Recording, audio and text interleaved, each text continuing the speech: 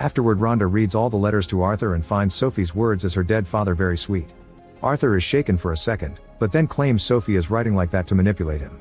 Rhonda wishes Arthur wouldn't leave the island because she's afraid of possible legal trouble, revealing that campers have died in the past. The next day, Ben messes with the sensor some more and finally finds a way to turn it on and off at will.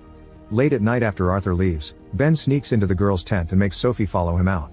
They run to the perimeter and Ben turns off Sophie's sensor before crossing. The alarm doesn't activate, so they go to Arthur's office and sneak past a sleeping Rhonda to get their personal belongings back. On their way out, Sophie accidentally kicks a bottle of alcohol, but Rhonda is too drunk to wake up. Afterward, they run through the woods and get to the beach from the beginning, where they get in a boat to escape. Meanwhile, in Los Angeles, Arthur is having his seminar, promoting the camp by showing clips that only show the nice parts like the meditation and taking care of the plants. Ben's parents are there and blame Sophie for his son's sudden change in behavior. Getting suspicious, Arthur sends a text to warn Logan. Back to Sophie and Ben, they start having trouble with the boat, which can't stay afloat on the heavy waves. The boat is overturned and the couple has to swim to the nearest beach.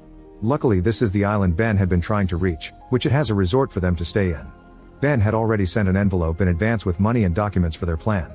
For the next few hours, the couple enjoys their freedom and gets dirty together. Unfortunately, their happiness is interrupted by Logan and his men, who punch Ben before dragging him and Sophie back into their boat.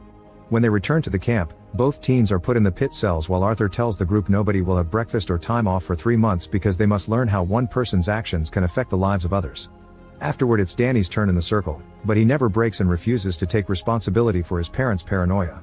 The others start beating him up with canes, yet he still doesn't break. He only explains he made a joke about murders on the internet and his parents believed it. Danny calls Arthur out for believing he's helping the children, so he's knocked down with a punch. Days pass with Ben and Sophie still in the pits, where they have to deal with the burning sun and occasional storms that flood their cells. After 2